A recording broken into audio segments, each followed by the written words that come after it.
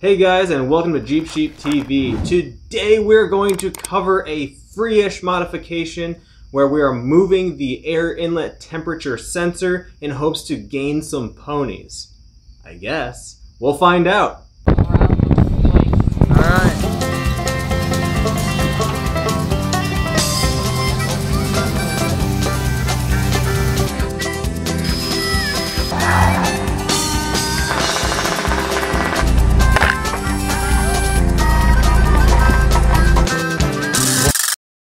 That's right, today we're working on my 1994 Jeep Wrangler YJ with the 2.5 liter inline 4-cylinder engine. And if you're here, you already know that the 4-cylinder is breathtakingly slow. And this channel is about making it less slow.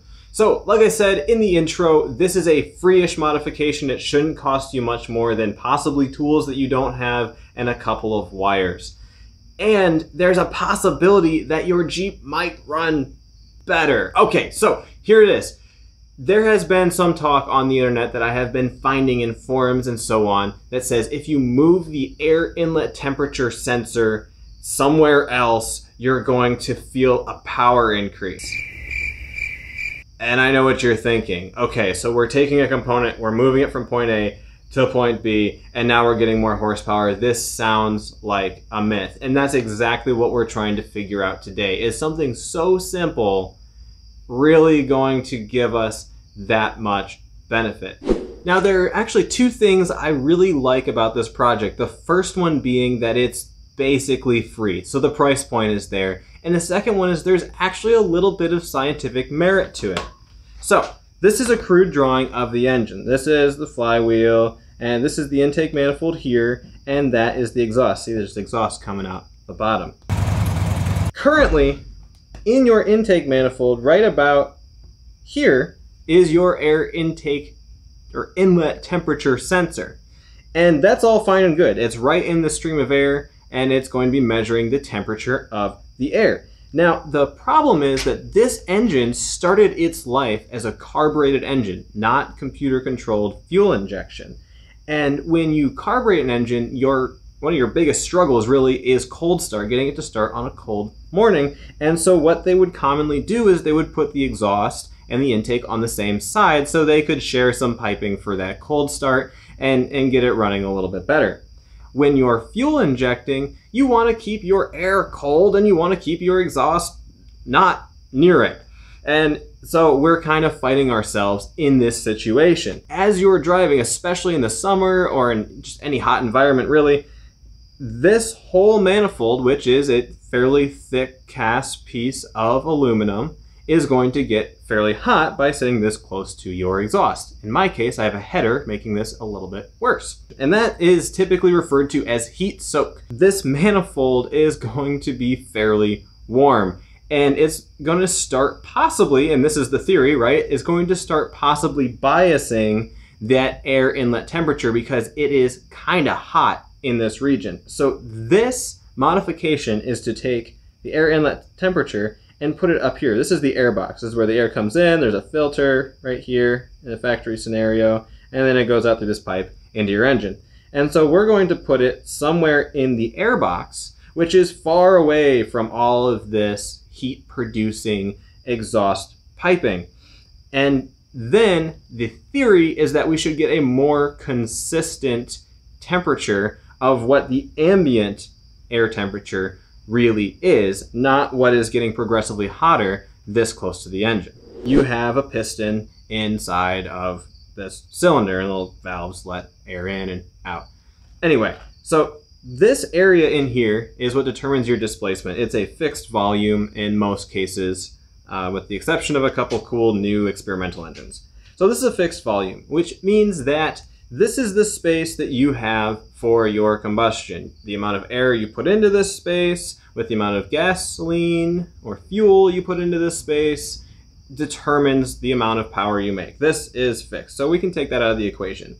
How do you control the amount of air that goes in? Well, this is your throttle body. This is directly connected to your foot, and as you are pressing on the pedal, it's opening up this throttle plate, which allows X amount of air in.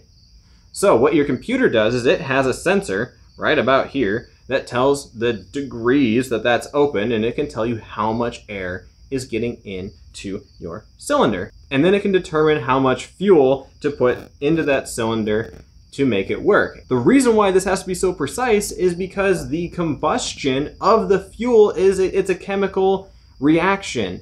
And so the amount of fuel is directly reacting with the air molecules, and their ratio needs to be optimal to produce any kind of power with this chemical reaction. The engine knows exactly how much air is coming into this cylinder based upon how far open this is, right? No, not at all. The world we live in has all kinds of variables, and one of them is temperature. Temperature is basically the speed of molecules. You can actually directly correlate it to molecule speed, but we don't sit down and clock molecule speeds. We use thermometers. Anyway, a little bit easier. So as you have these little molecules, these are air molecules, they're going around and they're going really fast. And like a bunch of rambunctious children, the faster they're running around, the fewer of them you want in a small space. If they're all sitting down and they're sleeping, you can pack them in like sardines and you'd probably be okay. But if they're all running around, you don't want too many in a small space. So with that being said, as your temperature increases, your air density, or the amount of molecules in your fixed volume, is going to decrease. Even if your throttle plate is open, say 50%, you can say, oh, that's correlated to some amount of air. That's great. But as the temperature changes, that some amount of air is going to change as well. So you need to also know the temperature of the air coming in. Now, on top of all of that, as your temperature is increasing, your fuel is going to be more likely to combust, which is going to affect your timing. So here's another picture for you. This is your piston. As this, right here, this is your crankshaft. As this is rotating, it's going to go up and down inside of its cylinder.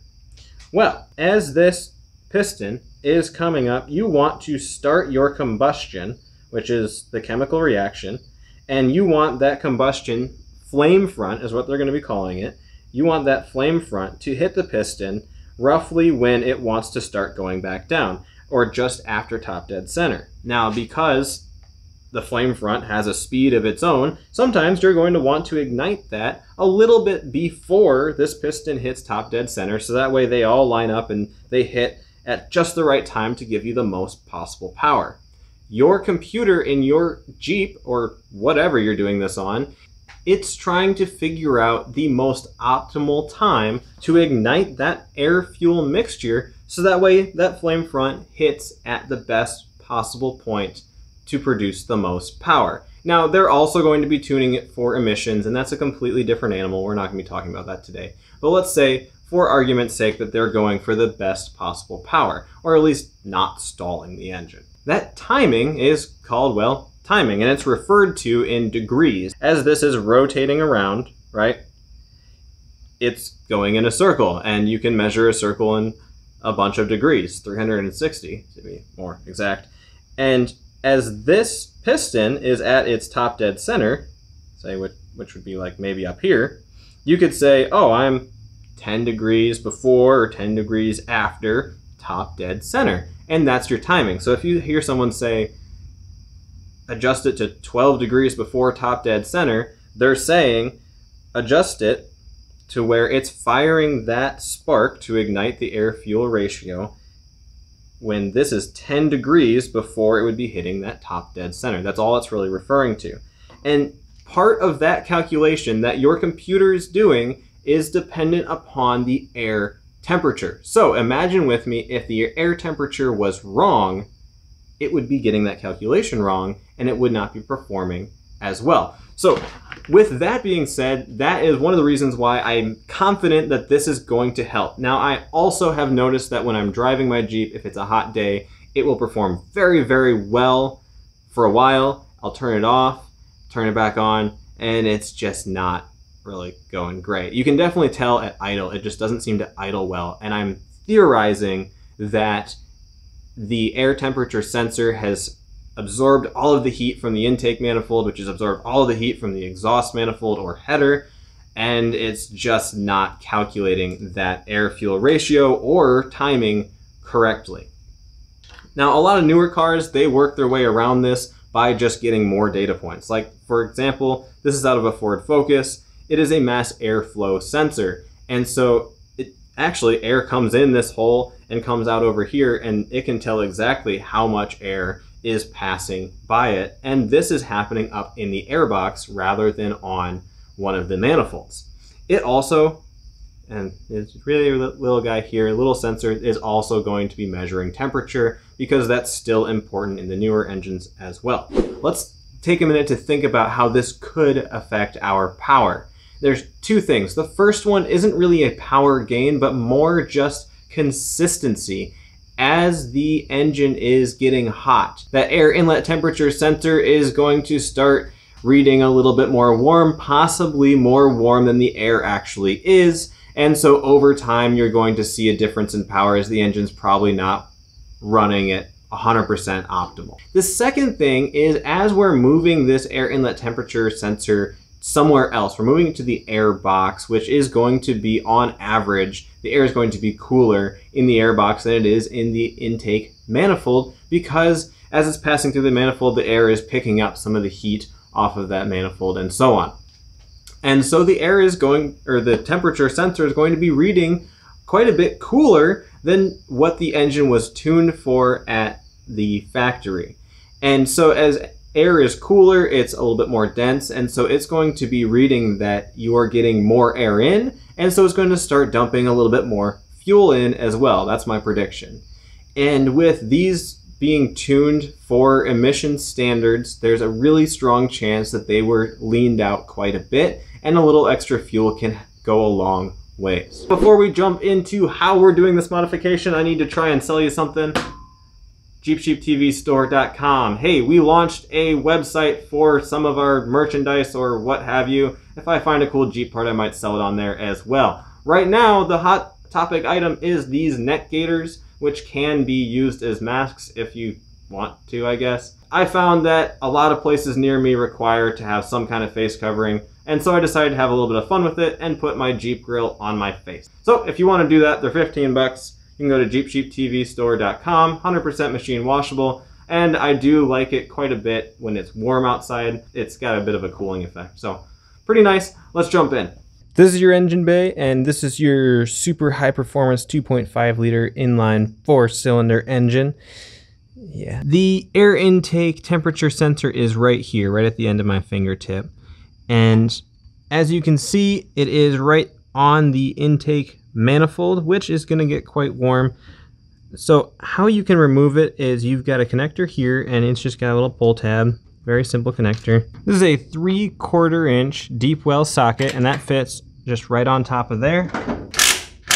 You can see the sensor right in there. It's just a little thermal resistor in a cage, probably to protect it from any flying debris. And it's a little bit dirty because oil does fly through this intake manifold periodically. Now, before you get to moving that sensor around, you're going to want to plug this hole. And so I picked this up. This is a 1/4 inch NPT. It's a pipe thread, just a plug. I picked this up from local hardware store. Because this is an air fitting, it's in your best interest to use a thread tape. I don't know how critical it is in this application, but we're going to do it anyway. All taped up, ready for installation. And this particular plug is a 5/8. Now you're going to want to remove the air box, because that's where we're putting the sensor. I've decided that I want to put the sensor in the rear face of the lower half of the air box. So I'll show you how to get that lower half off real quick. First, we're going to start with snaps. Snap, snap. There's 2 on this side, 1 on the front, 2 on the other side, and there's 1 on the back here. Then this should just lift off of there. And you can kind of push it out of the way. It's not going to go very far unless you start disconnecting stuff over here. And you can see the air box. I'm going for this wall back here. There's a lot of real estate, nothing really going on. The air is going to come in and hit it. It just seems like a good place to put it, but we'll see. So to do that, you've got this snap over here, this snap over here, this one over here, and nothing on the back, because you took care of that already. Now the box is loose and you can just lift up. It does have some little feet. They're sitting in rubber grommets. And so you see, I'm just kind of shimmying it out of here because I did not decide to disconnect all this. Not necessary. And there you go. There's those feet I was talking about. Now that you've removed the air box, you're going to want to create yourself an adapter plate.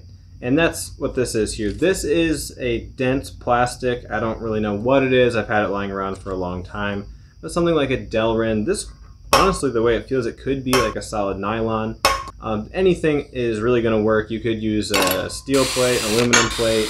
I drilled 2 holes and I tapped them for 1/4-20 because I have a lot of 1/4-20 bolts.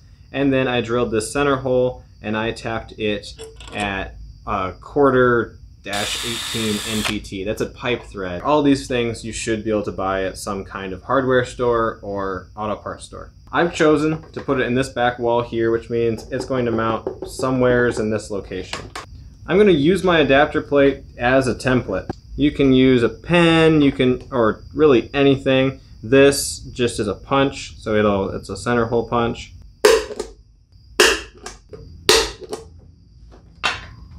So now, and I don't know how well you can see that, but I've got 3 divots on here. And then you're just going to drill clearance holes. You don't need to tap these. The screws are going to go right on through and they're going to gain their grip on your adapter plate that you created. Now you're just going to start out with an 1/8 inch drill bit because that is going to give you much better ability to drill into the material before you start using the larger drill bit.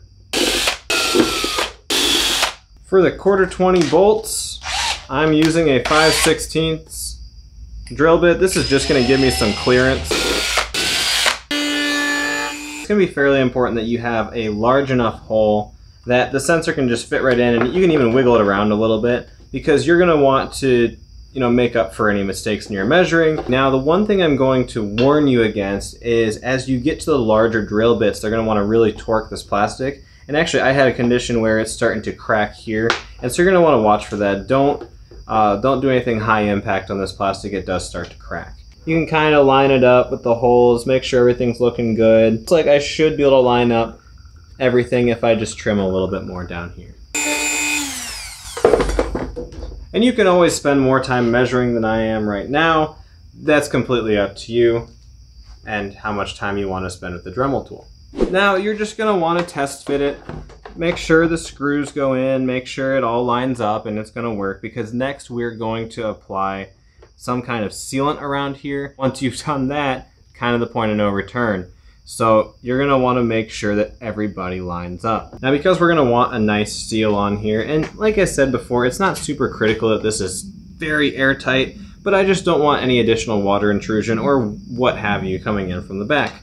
So we're taking our little plate here, and I have the Permatex Ultra Black as the gasket maker. You can really use whatever you're comfortable with. Like I said, it's not super critical, but I'm going to just go and make a little, basically a gasket maker, around the edges.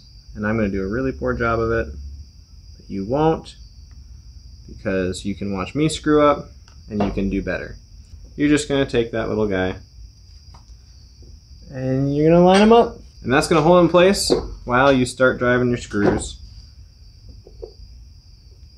Now it's nice and in there, and you can see inside the gasket that's starting to set up.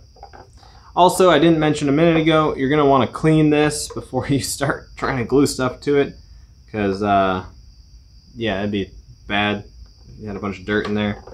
Now you're just going to take that little sensor of yours, maybe give it a nice cleaning while you've got the opportunity, and then you're just going to screw it right on in. When you're all said and done, it's going to look a little something like this.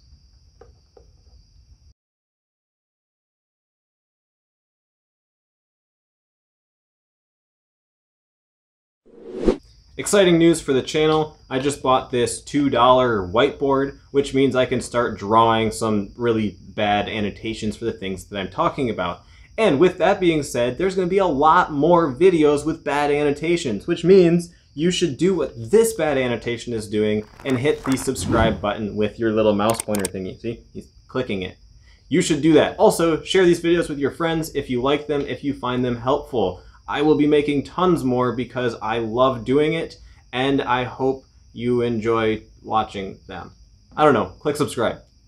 Now that you're installed and it goes in just the same way it came out, you can see that I have the sensor right here, which is a nice open area, and also it's fairly close to where that wire is that we're going to have to extend.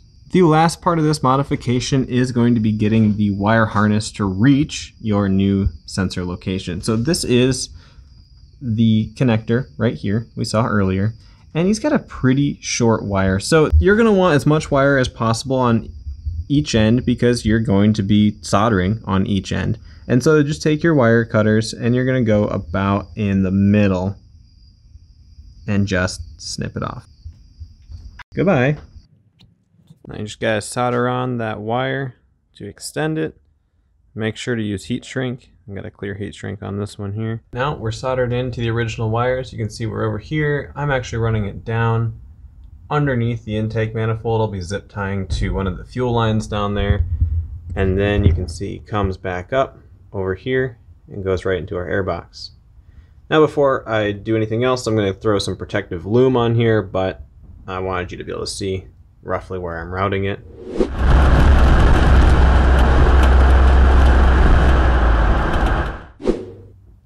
Okay team, what did we learn here today? So I just got back from driving this Jeep around to test if it's faster, and I can't really tell. Now, this is no surprise at all. It's a free modification or free-ish modification, so gaining 50 horsepower is definitely out of the question. But we really wanted to look at what that heat soak condition was. Remember we talked about how if you're driving the car for a while, you turn it off, things are a little warm, you turn it back on, it seems to idle funny and just not run right. That did not happen in this run. Now it's not as hot as it has been, so the temperature outside could be affecting that. And I didn't get any good highway trials because for whatever reason, all of the highways are at like 10 miles an hour. They're all backed up for some reason near my house. Don't know what happened there.